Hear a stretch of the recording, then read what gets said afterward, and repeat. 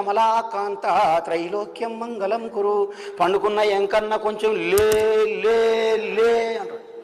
అంటే ఇటు లేమంటే లేస్తాడు, ఇటు పండుకోమంటే పండుకుంటాడు. ఉనే గాడ్, ఉనే భగవాన్. అవునా? పండుకోమంటే పండుకుంటాడు, లేమంటే లేచాడు. దేవుడు అవుతాడు, పనికి మనోడు అవుతాడు. అదే సాయంత్రం సుప్రభాతం అంటే ఏందనుకుంటారు మీరు? ఏంది అర్థం? అదే దానికి అర్థం. కమలాకుచ చూచుక కుంకుమతో నియతారు నితాతుల నీలతను విజయీ భవ వెంకట శైలపతే.